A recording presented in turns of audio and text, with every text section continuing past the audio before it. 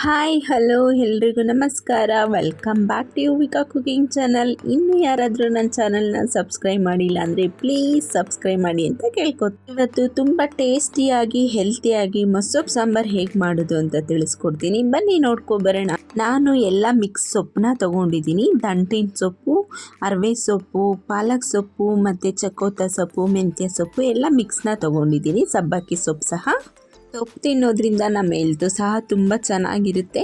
ಈ ರೀತಿ ಒಂದ್ಸಲ ಸಾಂಬಾರನ್ನ ಟ್ರೈ ಮಾಡಿ, ತುಂಬ ಟೇಸ್ಟಿಯಾಗಿ ಇರುತ್ತೆ. ಸೊಪ್ಪನ್ನೆಲ್ಲ ನೀಟಾಗಿ ಕ್ಲೀನ್ ಮಾಡ್ಕೋಬೇಕು. ಕ್ಲೀನ್ ಮಾಡ್ಕೊಂಡಿದ್ದಾದಮೇಲೆ 3-4 ಸಲ ವಾಶ್ ಮಾಡ್ಕೋಬೇಕಾಗುತ್ತೆ ಇದನ್ನು. ಈ ಸಾಂಬಾರಂತೂ ಮುದ್ದೆಗೆ ಒಳ್ಳೆ ಕಾಂಬಿನೇಷನ್ ಅಂತಲೇ ಹೇಳ್ಬೋದು. ಅನ್ನಕ್ಕೂ ಸಹ ತುಂಬ ಚೆನ್ನಾಗಿರುತ್ತೆ. ನೋಡಿ, ನಾನು 3-4 ಸಲ ವಾಶ್ ಮಾಡ್ಕೊತಾ ಇದ್ದೀನಿ. ಮಣ್ಣಂತೂ ತುಂಬ ಜಾಸ್ತಿ ಇತ್ತು, ಅದಕ್ಕೆ ನಾನು ಸ್ವಲ್ಪ ಜಾಸ್ತಿನೇ ವಾಶ್ ಮಾಡಿಕೊಂಡೆ. ನೆಕ್ಸ್ಟು 2 ಈರುಳ್ಳಿ, 3 ಟೊಮೊಟೊನ ತೊಗೊಂಡಿದ್ದೀನಿ. ಇದನ್ನು ಚಿಕ್ಕ ಚಿಕ್ಕದಾಗಿ ಕಟ್ ಮಾಡ್ಕೊಂಡಿದ್ದೀನಿ.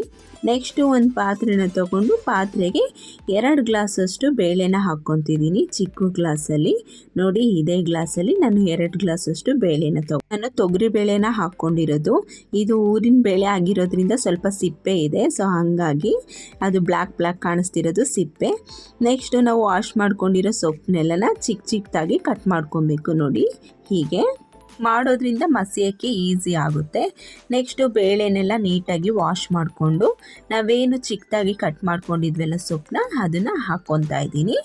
ಹಾಕ್ಕೊಂಡಿದ್ದಾದಮೇಲೆ ಏನು ಕಟ್ ಮಾಡ್ಕೊಂಡಿದ್ವಲ್ಲ ಟೊಮೊಟೊ ಈರುಳ್ಳಿನ, ಅದನ್ನು ಸಹ ಸೇರಿಸ್ಕೊಂಡು 1 ಟೇಬಲ್ ಸ್ಪೂನಷ್ಟು ಖಾರದ ಪುಡಿನ ಹಾಕ್ಕೊತಿದ್ದೀನಿ. ನಿಮಗೆ ಖಾರ ಎಷ್ಟು ಬೇಕು ನೋಡ್ಕೊಂಡು ಹಾಕ್ಕೊಳ್ಳಿ.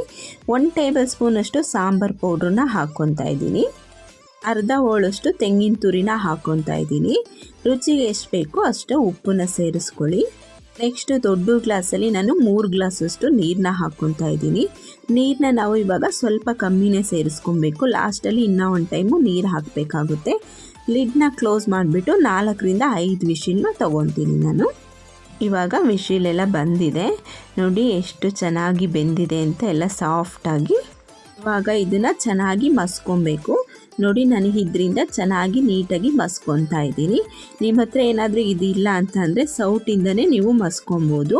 ಹೀಗೆ ನಿಧಾನಕ್ಕೆ, ತುಂಬ ಬಿಸಿ ಇರುತ್ತೆ, ನಿಧಾನಕ್ಕೆ ಹೀಗೆ ಮಸ್ಕೊಳ್ಳಿ. ಇವಾಗ ಮಸ್ತಿದೆಲ್ಲ ಆಗಿದೆ. ಇದಕ್ಕೆ ಸ್ವಲ್ಪ ನೀರನ್ನ ಹಾಕ್ಕೊತಿದ್ದೀನಿ. ಹಾಕ್ಕೊಂಡಿದ್ದಾದಮೇಲೆ 1 ಗ್ಲಾಸಷ್ಟು ನೀರನ್ನ ಸೇರಿಸ್ಕೊತೀನಿ.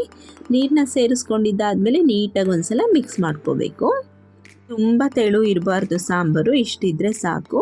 ನೆಕ್ಸ್ಟು ನಾವು ಒಗ್ಗರಣೆಗೆ ಒಂದು ಪ್ಯಾನ್ನ ಇಟ್ಕೊಂಡ್ಬಿಟ್ಟು ಅದಕ್ಕೆ 3 ಟೇಬಲ್ ಸ್ಪೂನಷ್ಟು ಆಯಿಲ್ನ ಹಾಕ್ಕೊಂಡು 1 ಟೇಬಲ್ ಸ್ಪೂನಷ್ಟು ಸಾಸಿವೆ, 1 ಟೇಬಲ್ ಸ್ಪೂನಷ್ಟು ಜೀರಿಗೆನ ಹಾಕ್ಕೊತಿದ್ದೀನಿ. ಅರ್ಧ ಕಟ್ ಮಾಡಿದ ಈರುಳ್ಳಿನ ಹಾಕ್ಕೊಂಡು ಸ್ವಲ್ಪ ಕರಿಬೇವಿನ ಸೊಪ್ಪನ್ನ ಹಾಕ್ಕೊಂಡಿದ್ದೀನಿ. ಇವಾಗ ಒಂದು ಕುದಿ ಬಂದಿರೋ ಸಾಂಬಾರಿಗೆ ನಾವೇನು ಒಗ್ಗರಣೆ ಹಾಕ್ಕೊಂಡಿದ್ವಲ್ಲ ಅದನ್ನು ಸೇರಿಸ್ಕೊತಾ ಇದ್ದೀನಿ. ಸೇರಿಸ್ಕೊಂಡಿದ್ದಾದಮೇಲೆ ನೀಟಾಗಿ ಒಂದು ಸಲ ಮಿಕ್ಸ್ ಮಾಡಿಕೊಂಡು ಒಂದು ಕುದಿ ಬರೆಸ್ಕೋಬೇಕು.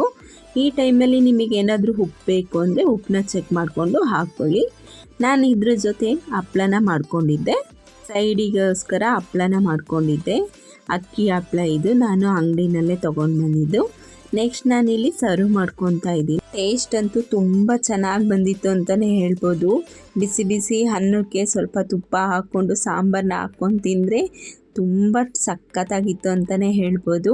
ನಿಮಗೇನಾದರೂ ಈ ವಿಡಿಯೋ ಇಷ್ಟ ಆಗಿದ್ದರೆ ಪ್ಲೀಸ್ ನನ್ನ ಚಾನಲ್ಗೆ ಸಬ್ಸ್ಕ್ರೈಬ್ ಮಾಡಿ, ಹಾಗೆ ಸಪೋರ್ಟ್ ಮಾಡಿ ಅಂತ ಹೇಳ್ತಾ ಈ ವಿಡಿಯೋನ ಇಲ್ಲಿಗೆ ಎಂಡ್ ಮಾಡ್ತಾಯಿದ್ದೀನಿ. Thank you for watching. Next ವಿಡಿಯೋದಲ್ಲಿ ಸಿಗ್ತೀನಿ. ಬಾಯ್.